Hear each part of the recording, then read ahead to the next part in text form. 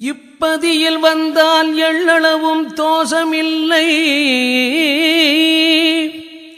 எப்பதியும் இப்பதிக்கு ஒவ்வாது என்று சொல்லி எல்லோருடனே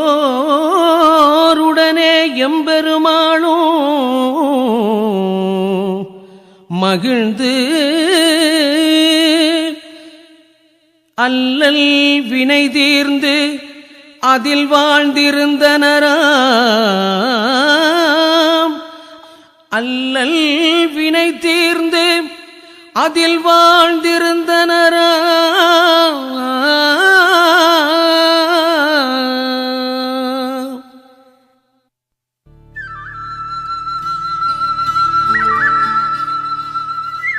ஆயிரத்தி 8 மாசி 20ஆம் நாள் இந்த உலகுக்கு வந்த ஒளியே ஐயா வைகுண்டர். ஐயா வைகுண்டர் இந்த உலகத்திற்கு தந்துள்ள பொன்னிறப்பதிகள் 5. அதிலே ஒரு பதி அம்பலப்பதி. கடல் 3 கூடியிருக்கும் சீரான கன்னியாகுமரியிலே நல்ல மலைவளமும் வயல் வளமும் நிறைந்த நாஞ்சில்வள நாட்டிலே தோசமிகு கர்மம் தீர்க்கின்ற தட்சணா பூமியில் அரபிக் கடலோரம் இயற்கை எழில் கொஞ்சும் தென்னை மரச் சோலையின் நடுவில் அமைந்திருக்கும் பதிதான் அம்பலப்பதி. அதன் மகிமையை முதலாக ஒலிநாடா மூலம் நாஞ்சில் பா. ஜீவா அவர்களின் தத்துவ உரை விளக்கத்தோடு சுவாமித்தோப்பு சிவதா மியூசிக்கல்ஸ் நிறுவனம் தயாரித்து அம்பலப்பதி மீது நீங்கா பற்று கொண்ட திரியேடு வாசிப்பு வித்துவான் எங்கள் நினைவில் வாழும் பழவிளை தங்கையா என்ற நாராயண குருசாமி நாடார் நினைவாக வெளியிடுவதில் மகிழ்ச்சி அடைகிறோம். ஒவ்வொரு மனிதரிடத்தும் மறைந்திருக்கும் தெய்வீகத்தை தூண்டும் வகையிலே ஐயா வைகுண்டரால் அமைக்கப்பட்ட பதிதான் தத்துவ அம்பலம். அம் கூட்டல் பலம், அம்பலம். அம் என்றால் அழகு, பலம் என்றால் கலப்பையின் கொழு. இது சுழிமுனையை குறிக்கும். கலப்பையின் கொழுவானது கட்டாந்தரையாக கிடக்கும் நிலத்தை உழுது பண்படுத்துகிறது. அதுபோன்று பரிபக்குவ நிலையில்லாத மனிதர்களை பரிபக்குவ நிலைக்கு உயர செய்வதற்காகவே ஐயா தத்துவ அம்பலத்தை நமக்காக அமைத்து தந்திருக்கின்றார்கள். சுவாமிதோப்பு திருத்தலத்திலே ஐயா வைகுண்டர் 6 ஆண்டுகால தவத்தை நிறைவு செய்துவிட்டு சாகா வரங்களை மக்களுக்கு மிகுதியாக கொடுத்து சப்த மாதர்களையும் திருக்கல்யாணம் செய்து தன்னை திருமாலாக பாவனை செய்து லட்சுமி தேவியையும் கல்யாணம் செய்கிறார். அதன் பிறகு ஒரு நாள் ஐயா வைகுண்டர் மூலகுண்ட பதிக்கு அம்மைமார்களுடன் எழுந்தருளுகின்றார். மூலகுண்ட பதிக்கு ஐயா வைகுண்டர் வந்ததும் தத்துவ அம்பலம் அமைக்க வேண்டும் என்று மனதிலே எண்ணுகின்றார். மூலகுண்ட பதியின் தத்துவ உண்மையை பின்னாலே விளக்குகின்றேன். அதற்கு முன்னால் ஐயா வைகுண்டர் அம்பலப்பதி அமைத்த விவரத்தை கூறுகின்றேன். மூலகுண்டப்பதி அது ஒரு பிரதான சிவசக்தி ஆலயம். அதனுடைய பூசாரி லக்ஷ்மணன் போற்றி கோவில் இருக்கின்ற 3 ஏக்கர் நிலத்தையும் தாரை வார்த்து பெற்றுக் கொள்கின்றார் ஐயா வைகுண்டர். இனி தான் எண்ணிய தத்துவ அம்பலம் அமைக்க வேண்டும் என்றால் பனைமரங்கள் தேவை. அதற்காக பாலூரில் புகழ்பெற்று விளங்கும் பெருமாள் நாடாரை வரவழைக்கின்றார் ஐயா. ஐயாவின் அழைப்பை ஏற்று பாலூர் பெருமாள் நாடாரும் வந்தாகிவிட்டது. பெருமாள் நாடாரிடம் ஐயா அம்பலம் அமைப்பதற்குரிய பனைமரங்களை கேட்கின்றார். ஆனால் பெருமாள் நாடாரோ தயக்கம் காட்டுகின்றார். பெருமாள் நாடாரின் தயக்கத்திற்கு காரணம் என்னவென்றால், அந்த காலத்திலே பச்சை பனைமரங்களை வெட்டுவது சட்டப்படி குற்றம். மன்னர் ஆட்சியின் முக்கிய வருமானங்களில் ஒன்று மதுபானம். அந்த மதுபானத்தை தருகின்ற கற்பக விருட்சமாக விளங்கியது பனைமரங்கள். எனவே பச்சை பனைமரங்களை வெட்டக்கூடாது என்று சட்டமிட்டிருந்தார்கள். பனை மரங்களை வெட்ட வேண்டும் என்றால் அரசாங்கத்திடம் அனுமதி பெற வேண்டும். அரச கட்டளை எப்படி மீறுவது என்றுதான் பாலூர் பெருமாள் நாடார் தயங்கினார். பாலூர் பெருமாள் நாடாரின் தயக்கத்தை புரிந்து கொண்ட ஐயா வைகுண்டர் பெருமாள் நாடாரை பார்த்து, பெருமாள் நாடாரே, அரச கட்டளை எப்படி மீறுவது என்றுதானே தயங்குகின்றீர்கள்? தயக்கம் வேண்டாம், நீங்கள் கவலைப்படாமல் வீட்டுக்கு செல்லுங்கள், எல்லாம் நல்லபடியாக நடக்கும் என்று ஐயா சொன்னதும் பெருமாள் நாடாரும் அப்படியே ஊருக்கு புறப்படுகின்றார்.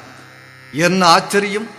பெருமாள் நாடார் வீடு போய் சேருவதற்குள் பாலூர் வட்டாரத்திலே ஒரு பெரும் புயல் காற்று வீசுகிறது. அந்த புயல் காற்றிலே அம்பலம் அமைப்பதற்கு தேவையான பனைமரங்கள் மட்டும் பெருமாள் நாடாரின் பூமியிலே சாய்ந்து கிடந்தன. வீழ்ந்து கிடந்த பனைமரங்களை பெருமாள் நாடார் ஐயாவிடம் கொண்டு வந்து சேர்க்கின்றார். கொண்டு வரப்பட்ட பனைமரங்களை எல்லாம் கீறி சீவி சரிப்படுத்துகின்றார் குட்டி ஆசாரி. யார் இந்த குட்டி ஆசாரி என்றால், விளவங்கோடு தாலுகா தேவியோட்டை சார்ந்தவர், தீராத குஷ்டரோக வியாதியால் பாதிக்கப்பட்டவர். எவ்வளவோ வைத்தியங்கள் பார்த்தும் பலனில்லை. ஒரு நாள் குட்டி ஆசாரி சுவாமிதோப்பு வந்து ஐயாவின் திருவடி வந்து பணிந்தார். கருணாமூர்த்தியான ஐயா வைகுண்டரின் அருட்பெரும் கருணையினாலே குட்டி ஆசாரி குணமடைந்து விட்டார். அன்று முதல் ஐயா வைகுண்டரின் தொண்டனாக தன்னை அர்ப்பணித்துக் கொண்டார். அந்த குட்டி ஆசாரிதான் ஐயா எண்ணிய அம்பலப்பதி அமைப்பதற்குரிய பனை மரங்களை சரி செய்து கொடுக்கின்றார். அந்த பனைமரங்களை கொண்டு தத்துவ அம்பலம் அமைக்கின்றார்கள். அதாவது உடற்கூறு தத்துவம் 96 அடிப்படையில் பதி அமைந்திருக்கிறது. 96 கைகள் வட்ட வடிவமாக பூமி தத்துவத்தை அனுசரித்திருக்கிறது. இந்த 96 கைகளும் மேல் நோக்கி வந்து ஒரு குடத்திற்குள் குவிந்து இருக்கிறது. இது ஆகாய தத்துவத்தை அனுசரித்திருக்கிறது. உடற்குள் இருக்கும் அக்னியின் கலை 64, சூரிய கலை 12, சந்திர கலை 16, மூலாதாரம் 4 இதழ் சக்கரம் கொண்டது. மூலாதாரத்தில் 96 கலைகளும் பொருந்தி செயல்படுகின்றன.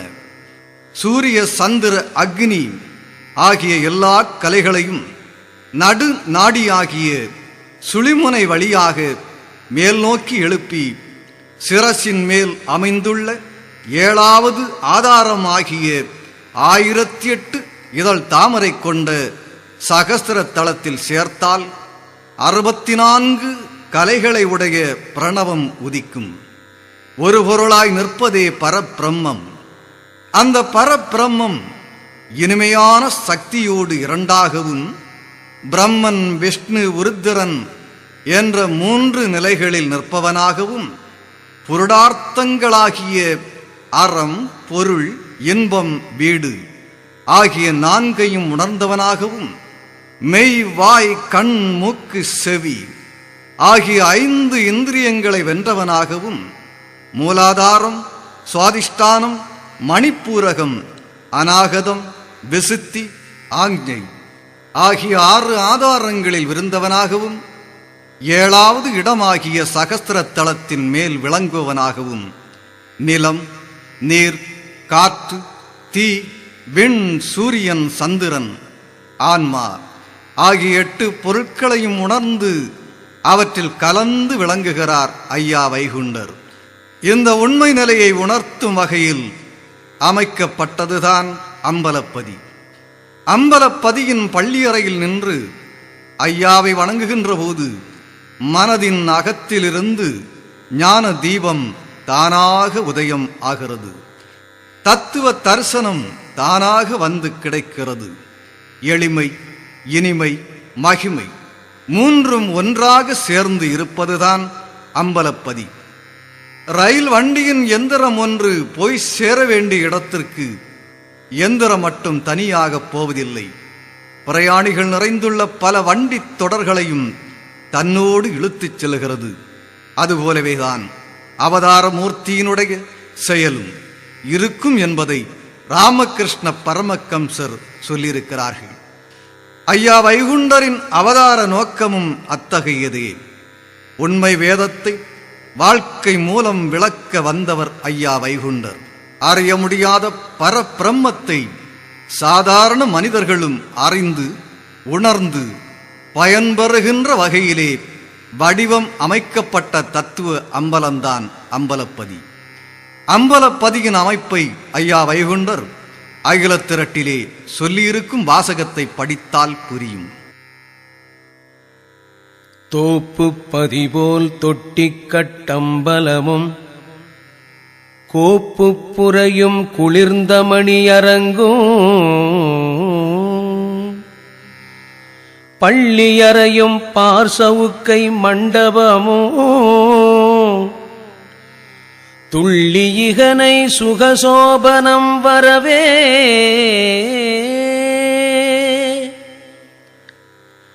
பூம்பந்தலும் பெரிய புகுவீர மேடைகளும் ஊன் புரையும் நல்ல உகத்தீர்ப்பு மேடைகளும் சினமாகச் செய்து சிறந்து மிக இருந்து குணமாக மாயன் கோதையொடு வாழ்ந்திருந்தார்.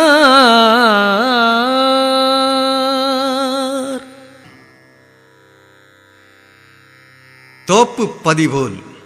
தோப்பு என்றால் கற்பக விருட்சம் நிறைந்த சோலை. கற்பக விருட்சம் மனிதனுக்கு பலனை தருகிறது. சோலை குளிர்ச்சியை தருகிறது.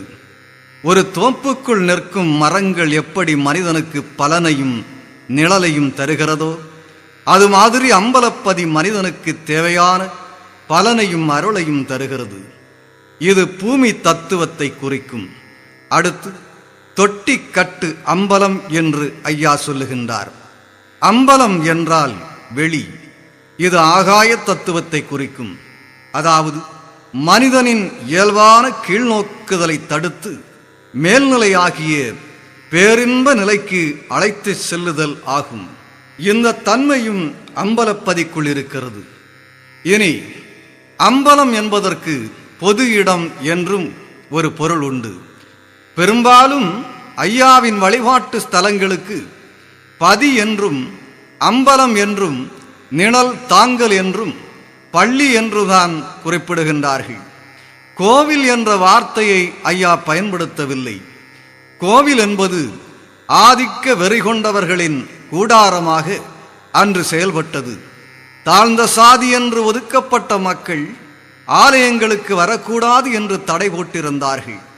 அந்த கோயில்களை ஐயா புறக்கணிக்க செய்து எல்லா மக்களும் ஒன்றுபோல் ஒற்றுமையாக வரவேண்டும், இறைவனுக்கு சாதி மத மொழி வேறுபாடு கிடையாது, இன்று முதல் யானிருக்கும் இடங்களிலே சாதியெல்லாம் ஒன்றுபோல் என்னிடத்தில் ஒத்துமிக வாருங்கள் என்று மனித சமுதாயத்தை மனித நேயத்தோடு வாழும் முறையை வகுத்து கொடுத்தவர் ஐயா வைகுண்டர். அடுத்து கோப்பு புரையும் குளிர்ந்த மணியரங்கும் என்று கூறுகின்றார்கள். கோப்பு புரையும் என்றால் உல்லாச பந்தல், குளிர்ந்த மணியரங்கம் என்றால் நிலாமுற்றம். இது சந்திர கலையை குறிக்கும். அம்பலப்பதிக்கு உள்ளே சென்றதும் உள்ளம் குளிர்ச்சி ஏற்பட்டு அதன் காரணமாக ஐயாவின் அருள் விளங்கப் பெறுகிறது. அடுத்து பள்ளி அறையும் பார்சவுக்கை மண்டபமும் என்று கூறுகின்றார்கள். பள்ளி அறை என்றால் அருளாட்சி நடத்தும் இடம். இனி பார்சவுக்கை மண்டபம்.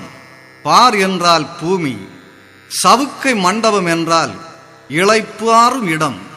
மனிதனின் உட்பகை 6: காமம், குரோதம், உலோபம், மோகம், மதம், மாச்சரியம். இந்த 6 குணங்களும் மனிதனை கீழ்நிலைக்கு இழுத்து சென்று விடுகிறது. அம்பலப்பதியின் உள்ளே செல்கின்ற போது இந்த உட்பகை 6 அழிக்கப்பட்டு உள்ளம் பரிசுத்தம் அடைகிறது. பரிசுத்தமான உள்ளத்துக்குள்ளே ஐயா இருந்து விளங்குவதை காண முடிகிறது. அடுத்து துள்ளி இகனை சுகசோபனம் வரவே பூ பந்தலும் பெரிய புகு வீர மேடைகளும் என்று ஐயா குறிப்பிட்டிருக்கின்றார்கள். புகுவீர மேடை என்றால் வரவேற்பு வாசல். அதுவும் எப்படிப்பட்ட வரவேற்பு வாசலாம்? வண்ணம் மலர்களால் அலங்காரம் செய்யப்பட்ட வரவேற்பு வாசல். இத்தனை சிறப்புகளுடன் அம்பலப்பதியை ஐயா அமைத்துக் கொண்டு, ஐயாவும் அம்மைமார்களும் வெண்பட்டு உடுத்திக் கொண்டு, தங்க குல்லாவை ஐயா அணிந்து கொண்டு, தாமரிய நீராளம், தாமரம் என்றால் நீர் நெய் என்பது. இதன் உட்பொருள் என்னவென்றால் மயக்கமில்லாத நீருடன் கலந்த உணவு. இந்த தன்மையுள்ள உணவு கொண்டை அமுது. இப்படி வெண்பட்டு உடுத்தி தங்க குல்லா அணிந்து கொண்டை அமுது உண்டு இந்த உலக மக்கள் மகிழ்ச்சியுடன் வாழும்படியாக வாரத்தின் செவ்வாய்க்கிழமை தோறும் திருவிழா காட்சிகளை நடத்துகின்றார். இப்படி சிறப்புடன் அம்பலப்பதியில் இருக்கின்ற போது ஒரு நாள் தான் பெற்று வந்த விஞ்சைகளிலே ஒன்று, பொல்லாக் கலிநாடு பொன்றி வரும் காலமதில் வல்லாமையான வாய்த்த பகவதிக்கும் மாது உமைக்கும் மண்டை காட்டாள் பார்வதிக்கும் தீதகலும் வள்ளி தெய்வானை நாயகிக்கும் கலி முடியும் முன்னே கலியுகத்தோர் கண்காண வலியான மாதர்களை மணம் முடிக்க வேண்டும் என்பது விஞ்சை. அதன்படி தன்னை ஈசன் வடிவமாக பாவனை செய்து குமரி பகவதியை 10 வயது பெண்ணின் உடலுக்குள் பாவிக்க செய்து திருமணம் செய்கிறார்.